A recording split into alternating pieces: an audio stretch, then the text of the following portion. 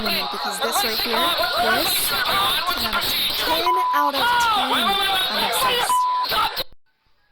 It looks like the company in question that I just stitched the video with suffered a phishing attack. So when I do my POPIA training, I always say that nobody's gonna come to me and say, Phumzile, give us all the names, surnames, date of birth, banking details, addresses of everyone on your payroll, and then I'm gonna get hand it over to them on a silver platter.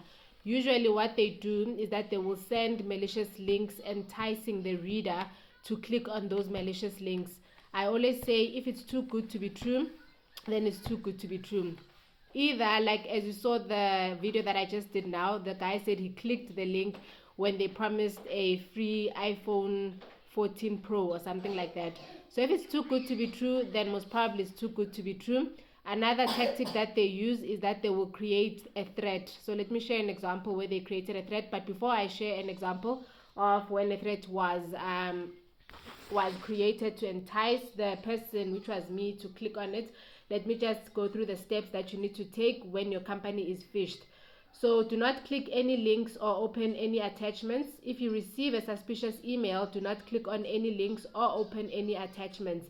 An important part of POPIA, which is Protection of Personal Information Act training, is cybersecurity. As I just made an example now that nobody's going to come to me and say, please give us XYZ, and then I'm going to hand it over to them on a silver. And then you must verify the sender's identity. So you must check the sender's email address carefully to see if it matches the legitimate domain of the organization they claim to represent. And then the common red flags are of phishing are misspellings. I'm just actually reading from my laptop because I can see it's a bit tiny. It's misspellings, grammatical errors, generic greetings. So they don't say Dear Phumzile, they will say Dear Sir or Dear Madam. To be eligible to win an iPhone Pro 14, click the following link, and then when you click it, you find that it's actually a malicious link, and then the organization's details or personal information becomes compromised. Another thing, you can contact the sender directly. So we're still on the steps to take when a company is phished.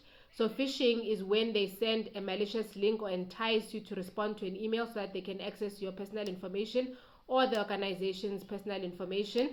And then you must report the phishing attempt. I know many of the banks, they have an email address that they provide where you can actually report these phishing attempts, and then you must also educate others.